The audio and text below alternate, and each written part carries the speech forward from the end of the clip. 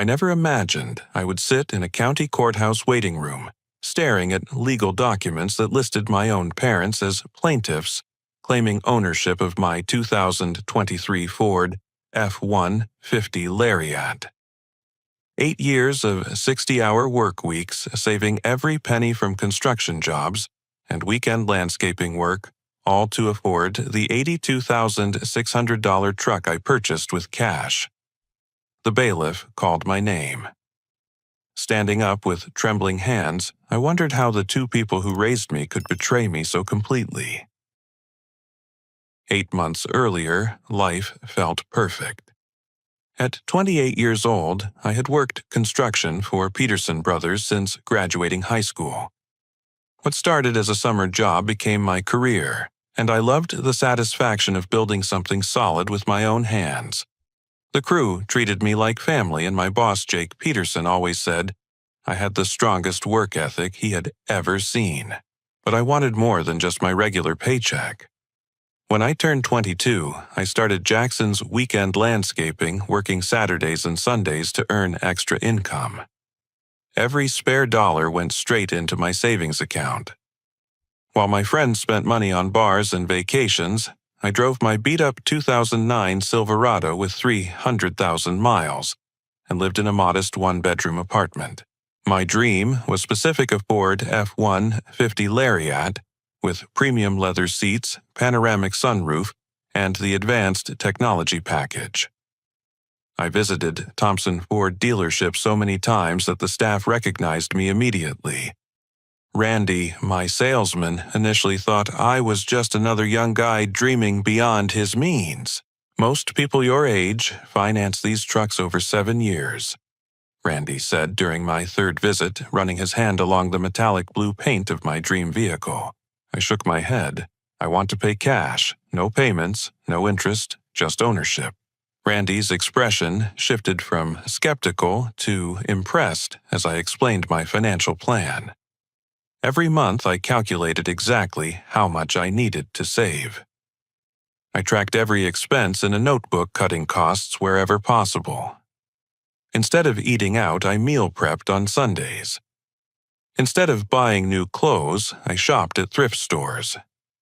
My co-workers joked that I counted pennies like a miser, but I knew what I wanted. The test drives were pure torture and pure joy.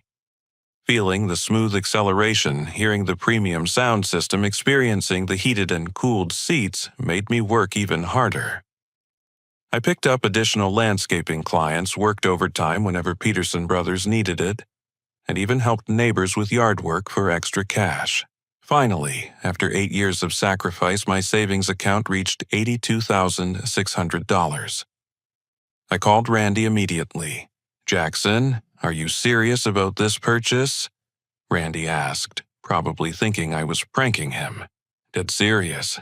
I can have a cashier's check ready by tomorrow morning."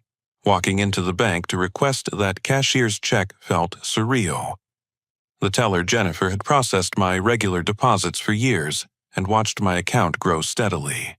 "This is incredible, Jackson," she said, preparing the check.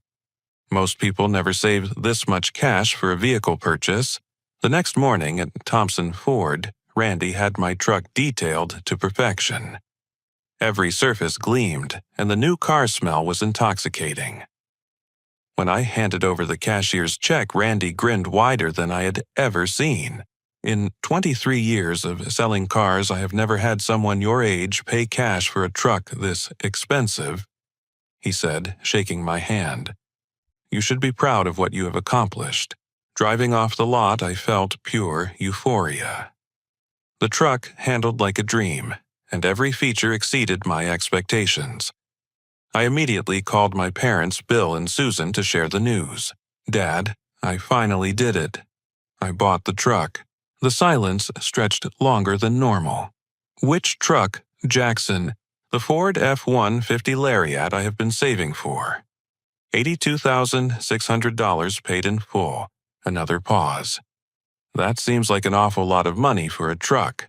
My excitement deflated slightly. "But Dad, I saved for 8 years. I worked weekends, overtime, everything. Well, I hope you know what you are doing, he said, his tone cool and distant. When I spoke to my mother, her reaction was equally puzzling. Jackson? Honey, are you sure you can afford such an expensive purchase? What about emergency savings? Mom, I still have money left over. I planned this carefully. It just seems very extravagant for someone your age. Your father and I never spent that much on a vehicle. Their responses confused me. I expected celebration pride, maybe even excitement to see the truck.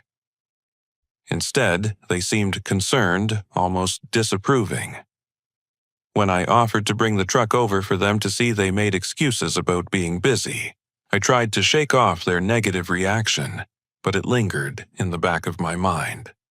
These were the people who taught me the value of hard work, saving money, and setting goals. Why were they not happy about my achievement?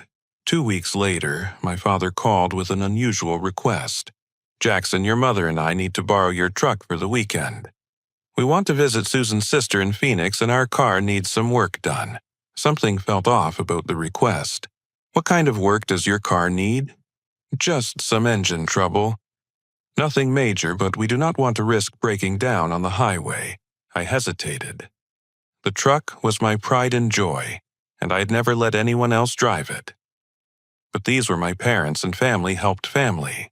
I guess that would be okay. When do you need it? This Friday evening would be perfect. We will have it back Sunday night.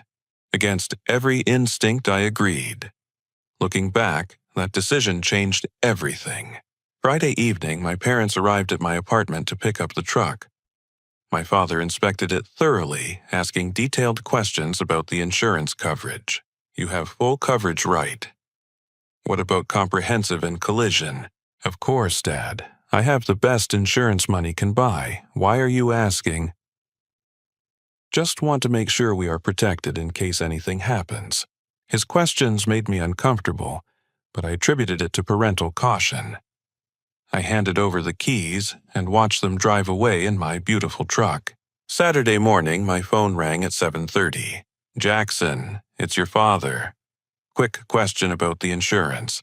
Does it cover rental car reimbursement if something happens to the truck? Why would you need a rental car? You are just driving to Phoenix and back. No reason, just curious about the coverage details.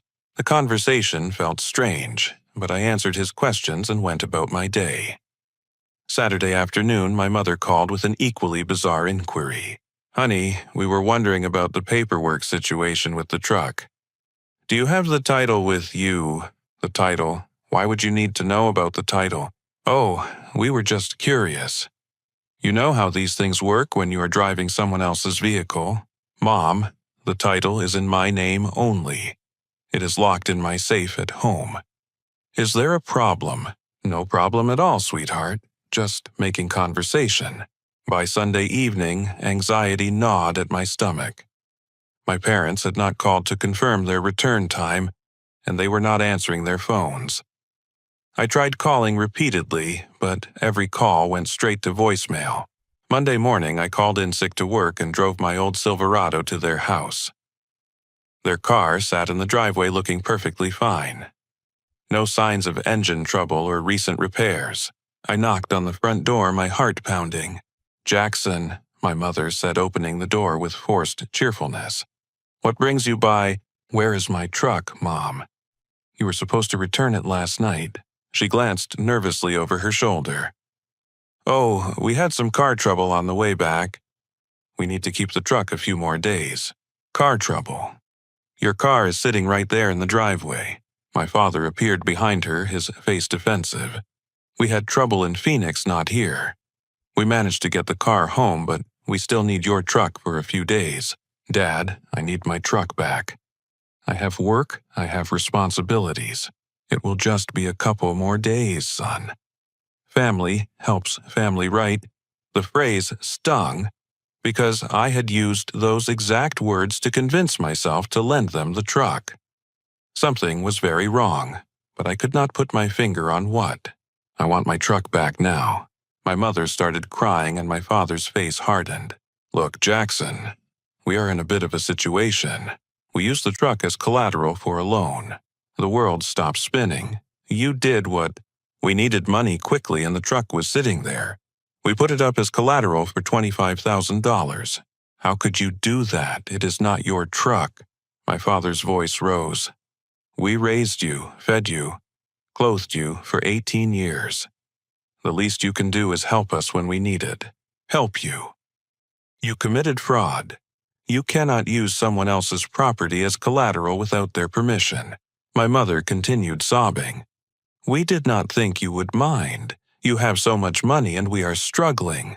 Struggling with what you never told me you were having financial problems. My father looked away. Credit cards, mortgage payments, other debts. We are behind on everything. So you stole my truck. We did not steal anything. We just borrowed it and used it to solve our problems, by forging documents to make it look like you owned it. The admission hung in the air. My parents had committed multiple felonies using my truck as collateral for a loan they obtained through fraud. The loan company now had legal claim to my vehicle, and my parents had no way to repay $25,000.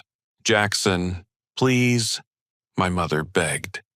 You can help us make the payments. We are family. You are asking me to pay for a loan I never authorized, secured with a truck I bought with my own money. We raised you, my father repeated. You owe us? I stared at these two people who had given birth to me, raised me, taught me right from wrong, and realized I did not know them at all. The truck represented 8 years of my life, every sacrifice I had made, every dollar I had saved, and they had stolen it without a second thought. I want my truck back, and I want it back now. We cannot get it back unless we pay the loan. Then pay the loan. We do not have $25,000. Then you should not have borrowed $25,000 using property that was not yours. I walked away from their house shaking with rage and betrayal. My phone buzzed with text after text from my mother begging me to understand, asking me to help family. But they had stopped being family the moment they decided to steal from me. First thing Tuesday morning, I drove straight to my bank. Jennifer, the same teller who had prepared my cashier's check, looked concerned when I explained the situation. Jackson, this is serious. Your parents committed loan fraud using your vehicle as collateral. Do you have your title documents? Everything is in my safe at home. Good. Keep them secure. You will need them to prove ownership. She printed 8 years of bank statements showing my steady deposits, regular savings patterns, and the large withdrawal for the truck purchase. The documentation clearly proved I had earned and saved every penny legitimately. My next stop was the law office of Thomas Rodriguez, recommended by Jake Peterson. Rodriguez was a sharp-dressed man in his 50s who specialized in civil litigation and family law. Mr. Jackson, I have seen cases like this before, and they are always complicated when family is involved, he said, reviewing my documentation. Your parents have committed several felonies: loan, fraud, forgery, and theft by deception. What are my options? You can press criminal charges, which would likely result in their arrest and prosecution. Or you can pursue civil litigation to recover your vehicle and damages. What about the loan company? Rodriguez frowned. That is where things get complicated. Meridian Financial. The company that issued the loan has legal rights based on the collateral agreement your parents signed. Even though the agreement was fraudulent, they acted in good faith. So they can keep my truck? Not necessarily, but you will have to prove the fraud and fight for your property. This could take months. The next day, Rodriguez arranged a meeting with Margaret Chen, Meridian Financial's regional representative. Chen was a no-nonsense woman who showed zero sympathy for my situation. Mr. Jackson, I understand your position, but we have a valid loan agreement secured by the vehicle in question. Your parents provided all the necessary documentation they forged. That is a matter for the courts to decide. Until then, we have legal possession of the collateral. I never authorized this loan. I never signed anything. Again, that is between you and your parents. We followed proper procedures based on the information provided. Rodriguez leaned forward. Ms. Chen, surely you can see that Meridian Financial was a victim of fraud here as well. Perhaps, but that does not change our legal position. We want either full payment of $25,000 or surrender of the vehicle. Walking out of that meeting, I felt trapped in a nightmare. My truck was being held hostage because my parents had committed crimes, and the loan company did not care about the fraud as long as they got their money. That evening, my phone rang constantly. Bill and Susan called every few minutes, alternating between begging and threatening. "Jackson, please be reasonable," my mother pleaded. "We are family. Families stick together." When I finally answered, her voice was desperate. "If you press charges against us, you will destroy this family forever. You already destroyed this family when you stole my truck. We did not steal anything, we just needed help and you were not offering it. I was not offering it because you never asked, you lied and committed fraud instead." My father grabbed the phone. "Jackson, you are being selfish and ungrateful. After everything we have done for you, this is how you repay us. How I repay you: by working 80 hours a week to buy a truck with my own money, by showing off your wealth while your parents struggle." The accusation hit like a physical blow. Showing off, I saved for 8 years to afford that truck. While we were falling behind on bills, losing our house, drowning in debt. And you bought an $82,000 truck. Because I worked for it, because I earned every penny. You could have helped us instead. How was I supposed to help when I did not know you needed help? You should have known. You should have offered. The conversation was insane. They blamed me for not psychically detecting their financial problems while simultaneously punishing me for achieving my goals. Later that week, Rodriguez called with devastating news. "Jackson, your parents have hired an attorney and filed a countersuit. They are claiming you embezzled money from them over the years to afford the truck. They are what? Sharon Walsh is representing them. She has a reputation for aggressive tactics. They are seeking full ownership of the truck plus $20,000 in damages for alleged theft." I stared at the phone in disbelief. Not only had my parents stolen my truck, but now they were claiming I had stolen money from them. The people who raised me to be honest and hardworking were accusing me of crimes I never committed. Through my apartment window, I could see my old Silverado parked on the street, rust spots and dents marking its age. That truck had served me faithfully for years while I saved for something better. Now, my dream truck was locked away while my parents tried to steal everything I had worked for. Rodriguez scheduled a meeting for the following Monday to plan our defense strategy. As I hung up the phone, I realized this was no longer about a truck. This was about my entire future, my reputation and my right to keep what I had earned through honest work. My parents had forced me into a war I never wanted to fight. But I was going to fight it, and I was going to win. Armed with foreclosure documents Rodriguez had found through public records, I drove to my parents' house for what I hoped would be a final attempt at resolution. The house looked smaller somehow, and I noticed the lawn needed attention. Susan answered the door with red-rimmed eyes. "Jackson, thank goodness you are here. We need to talk and we need to be honest." Bill appeared in the hallway, his face haggard. "Come in, son." I spread the foreclosure papers on their kitchen table. "Why did you not tell me you were losing the house?" My mother collapsed into a chair, her composure crumbling. "We were ashamed. We did not want you to know we had failed." "Failed at what?" My father sat heavily across from me. "At everything. I lost my sales job 8 months ago.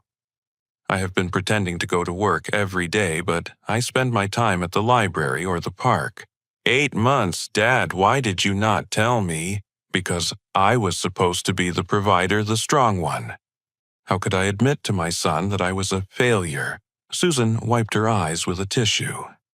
"We have been living on credit cards, taking cash advances to pay the mortgage. Everything spiraled out of control." I looked around their kitchen, seeing details I had missed before. The appliances were older than I remembered, and the countertops showed wear. Bills were stacked in neat piles held down by paperweights. "How much do you owe in total?" Bill's voice was barely a whisper. Between credit cards, the second mortgage, and late fees, about $90,000. The number was staggering. 90,000. We kept thinking things would turn around. I kept applying for jobs, going to interviews. We used credit to maintain our lifestyle, thinking it was temporary. Susan's voice cracked. "When you bought that truck spending more money than we made in 2 years, something inside us broke." "What do you mean?" "We felt like failures as parents. Our son had more money than we did. It was not supposed to work that way." My father's hands clenched into fists. "We raised you, sacrificed for you, went without things so you could have opportunities. And then you spent $82,000 on a truck like it was nothing." It was not nothing. I saved for 8 years. While we struggled in silence, too proud to ask for help, I felt anger and sympathy warring in my chest. "I would have helped if you had asked. We should not have had to ask." Susan said, her voice rising. "Family should look out for family without being asked. So you decided to steal my truck instead of talking to me." Bill stood up abruptly. "We did not steal anything. We used family resources to solve a family problem." "Family resources." "It was my truck bought with my money. Money you earned while living in our house, eating our food, using our support system for 22 years. The argument was spiraling into the same circular logic, but now I understood the deeper resentment. My success had somehow become proof of their failure. "I can help you now," I said, trying to find middle ground. "We can sell this house, find you something smaller, create a budget." My father's face turned red with rage. "You think you can just swoop in and fix everything? You think you are better than us now? I do not think I am better than anyone. Then why are you trying to control our lives?" Susan joined her husband's anger. "You want to force us out of our home, the place we raised you, just so you can feel superior. I want to help you avoid foreclosure." "We do not need your help," Bill shouted. "We need our son to show some loyalty and respect." "Loyalty. You stole my truck and forged loan documents. We borrowed family property to solve family problems. Yeah, read. The conversation had become absurd. No matter what evidence I presented, what solutions I offered, they twisted everything into attacks on their pride or proof of my arrogance. "You owe me an explanation and an apology," I said, standing to leave. "We owe you nothing," Susan snapped. "You owe us for 18 years of raising you." I walked toward the door, my heart breaking. I cannot help people who will not admit they did anything wrong. "Then do not help us," Bill called after me. "But you will not get that truck back either." Outside in my old Silverado, I sat in their driveway and cried. These people had taught me my values, my work ethic, my sense of right and wrong. How could they be so completely wrong about this situation? At work the next day, Jake Peterson noticed my distress immediately. "Jackson, you look terrible. What is going on?" I explained the situation, leaving out no details. Peterson listened without interruption, his expression growing more serious with each revelation. "Son, I went through something similar with my brother 5 years ago. He needed money for gambling debts and forged my signature on a business loan." "What did you do?" "I pressed charges. It was the hardest thing I ever did, but it was the only way to protect myself and teach him there were consequences." "Did it work?" Peterson's smile was sad. "He went to rehab, got his life together, and eventually paid me back every penny. We have a relationship now, but it took 3 years of him proving he had changed. My parents think I am being selfish. Jackson, enabling someone's bad behavior is not love. It is cowardice disguised as kindness." That afternoon, Rodriguez called with more bad news. "Walsh has filed additional motions, claiming you manipulated elderly parents and stole money from them over several years. She is painting you as a predatory son who took advantage of their generosity." Elderly. My dad is 54, and my mom is 52. I know, but Walsh is building a narrative. She has also requested financial records going back to when you were 18. Can she do that? She can request anything. Whether the court grants it is another matter.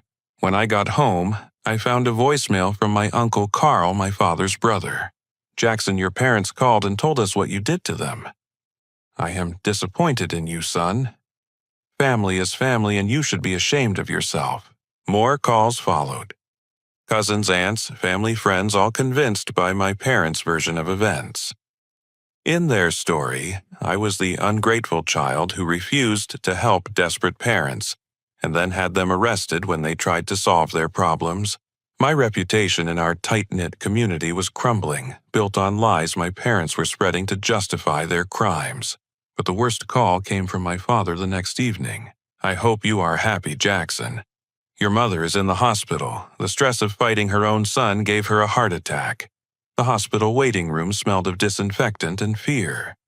Susan had suffered what doctors called a cardiac event, brought on by stress and anxiety. As I sat in uncomfortable plastic chairs, guilt and anger battled in my mind. Rodriguez met me there with a stack of legal documents.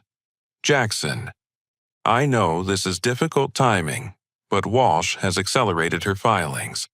She is using your mother's hospitalization to paint you as someone who attacks family members. My mother is sick because she committed fraud and got caught, not because I defended myself. I agree, but Walsh is spinning it differently. She has filed for an emergency injunction to prevent you from pursuing criminal charges while your mother recovers. Dr. Patricia Williams emerged from the cardiac unit, her expression professional but compassionate. Your mother is stable. The event was relatively minor, but she needs to avoid stress and make significant lifestyle changes. Can I see her? She specifically asked not to see you. I am sorry. The rejection stung, but I had expected it. Rodriguez guided me to a quiet corner of the waiting area. We need to focus on building our defense. The bank has provided 8 years of your financial records, and Peterson Brothers has given us your complete employment history. What about the loan company? Meridian Financial is cooperating. They want this resolved as much as we do. They have provided copies of all the fraudulent documents your parents submitted. Over the next week, we assembled our evidence like building a fortress.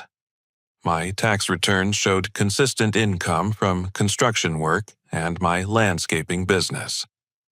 Bank statements proved every deposit, every savings milestone, every legitimate dollar I had earned. Peterson provided character references from clients, co-workers, and suppliers who had worked with me over the years. His letter to the court was particularly powerful. Jackson Miller has worked for Peterson Brothers Construction for 10 years.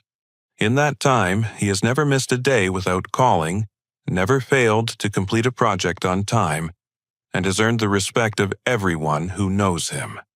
His integrity is unquestionable, and his work ethic is unmatched among young people I have employed. But Walsh was not sitting idle. She began contacting my friends, co-workers, and former clients, fishing for information that could damage my reputation. Jackson, someone called asking questions about you and your landscaping business, said Maria Santos, one of my regular landscaping clients. She wanted to know if you ever overcharged or did shoddy work. What did you tell her? The truth, that you are the most honest, hardworking person I know. But Jackson, what is this about?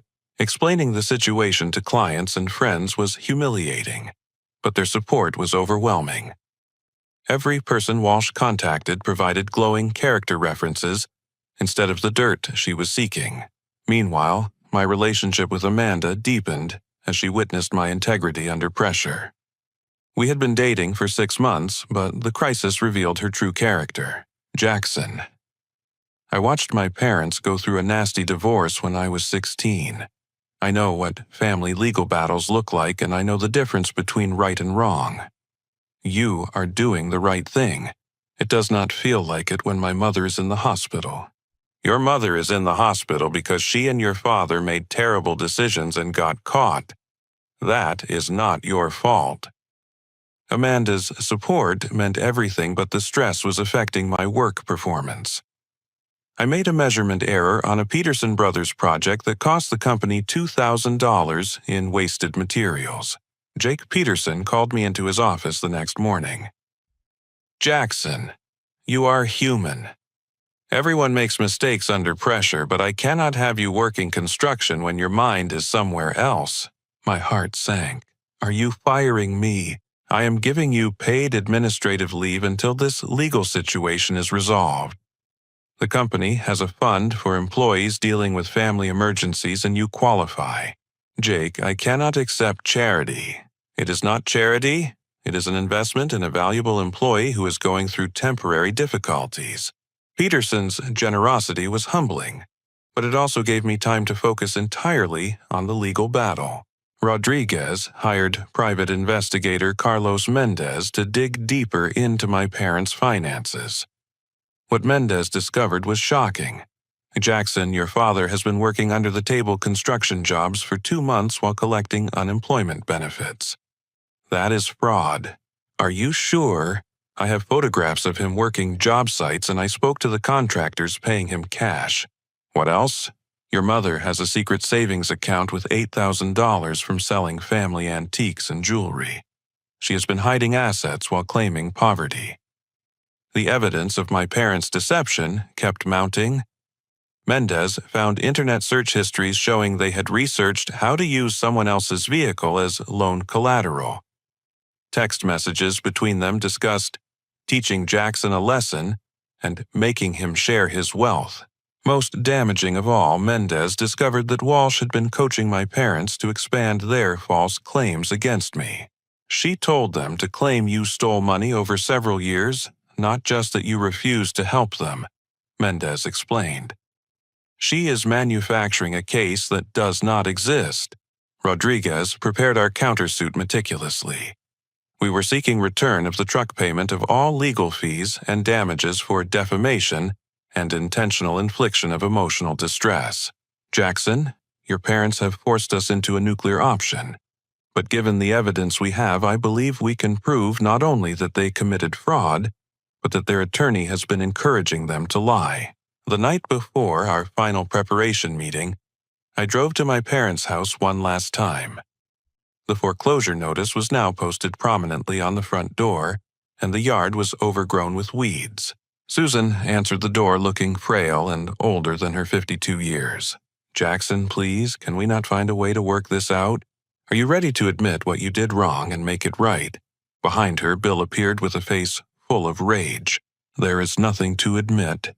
We did what we had to do for survival. You did what you did out of pride and resentment. Get off our property," he snarled. "You are no son of ours."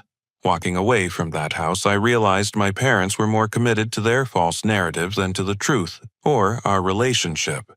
They would rather lose everything than admit they were wrong.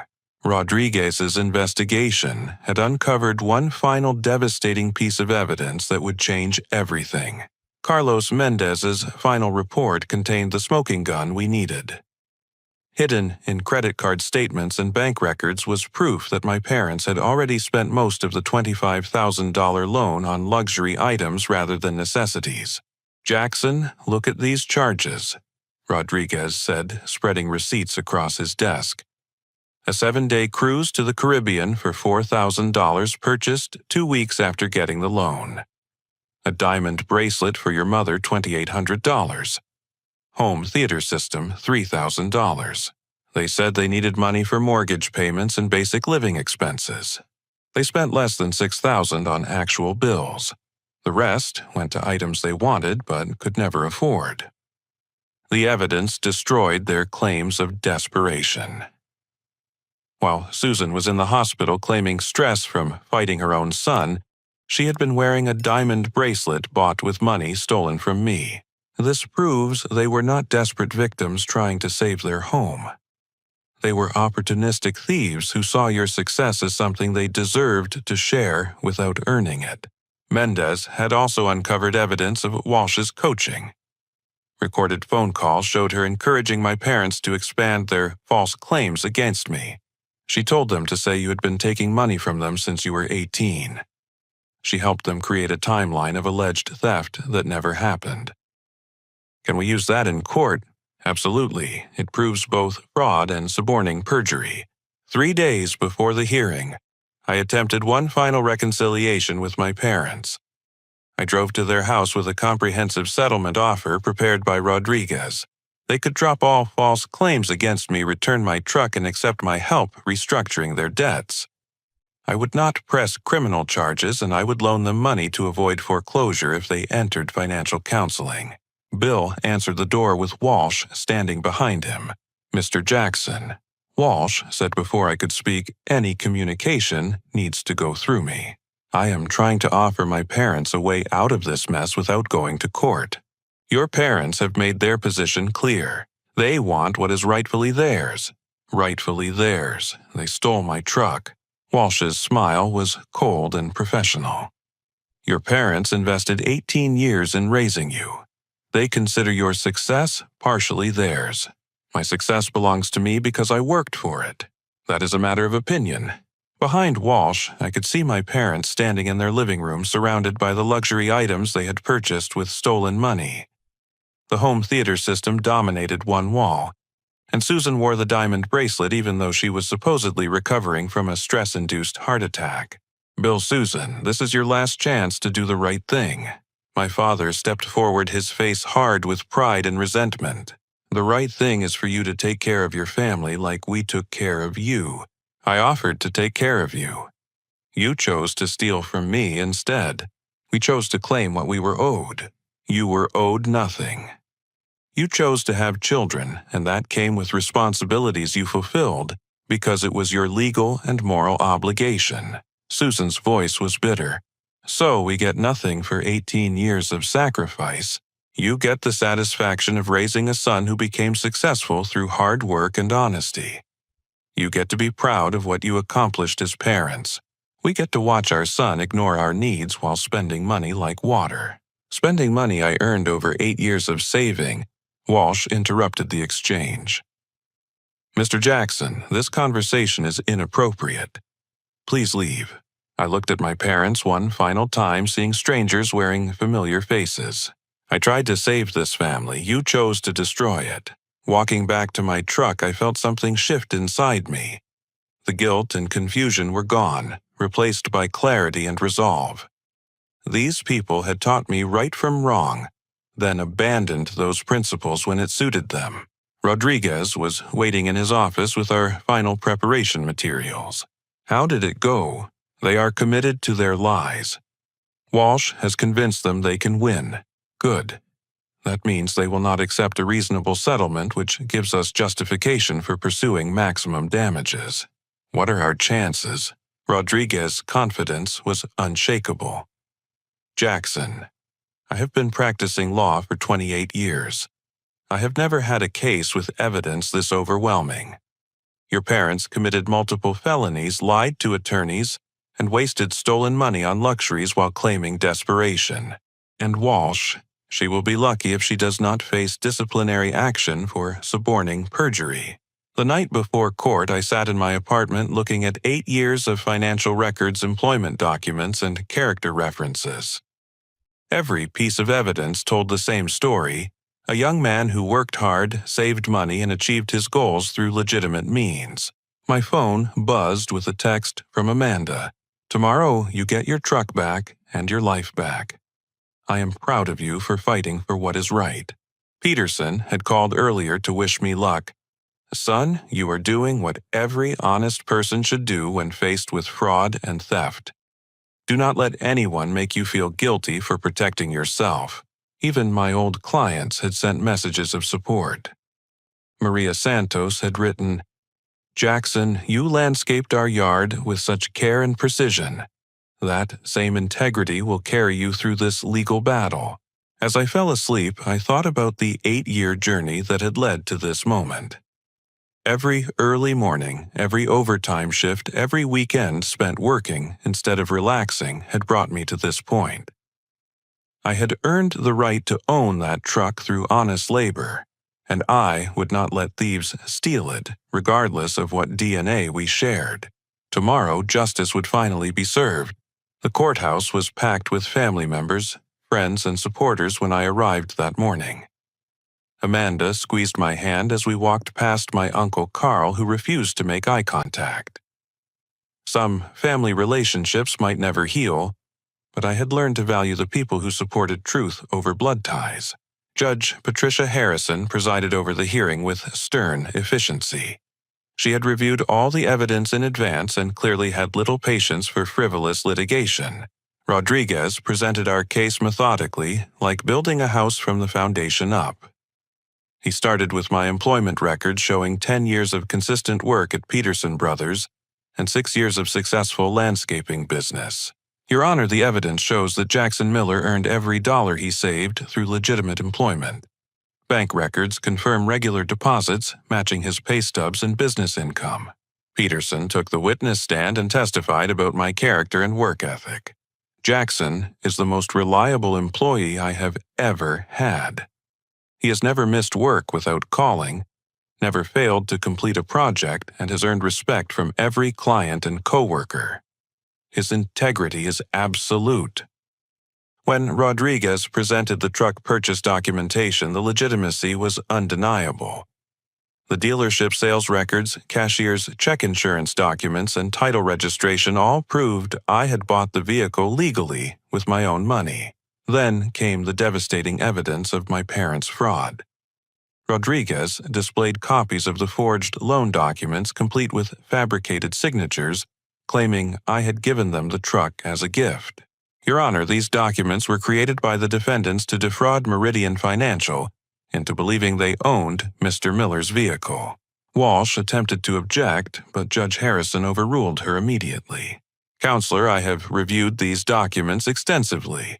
The fraud is obvious and well documented. Carlos Mendez testified about his investigation, presenting evidence of my parents' luxury purchases with the stolen money.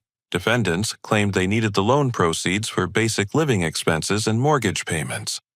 However, credit card records show they spent over $19,000 on cruise vacations, jewelry, electronics, and other non-essential items. The judge's expression grew increasingly stern as she reviewed the receipts and photographs.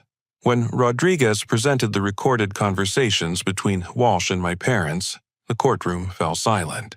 Your Honor, these recordings prove that defendant's attorney coached them to expand their false claims against Mr. Miller. She encouraged them to allege theft that never occurred. Walsh's face went pale as her own voice played back clearly, instructing my parents to claim I had been stealing from them for years. Judge Harrison's voice was ice cold. Counselor Walsh, I will address your conduct separately after this hearing. Bill and Susan took the witness stand looking defeated before they even began testifying. Under Rodriguez's cross-examination, their story collapsed completely. Mr. Miller, you testified that your son stole money from you over several years. Can you provide any evidence of this alleged theft? Well, he should have been helping us financially. That is not what I asked. Do you have evidence of actual theft? He was selfish with his money. Again, do you have evidence of a theft, yes or no? No. So you lied in your complaint to this court. Bill's voice was barely audible. We thought it was true in spirit. Rodriguez turned to Susan. Mrs. Miller, you testified that you needed the loan proceeds for basic living expenses. Yet evidence shows you spent $2,800 on jewelry and $4,000 on a cruise vacation. Can you explain this discrepancy? Susan started crying, but could not provide any coherent explanation. Judge Harrison had heard enough. I have presided over family disputes for 15 years, and this case represents one of the most clear-cut examples of fraud and theft I have encountered. The evidence overwhelmingly proves that defendants committed loan fraud using property belonging to their son. She turned to address my parents directly. Mr. and Mrs. Miller, you have committed multiple felonies against your own child. You forged documents, defrauded a financial institution, and then compounded your crimes by filing false allegations against the victim of your theft. Your Honor, Bill interrupted, "We are his parents.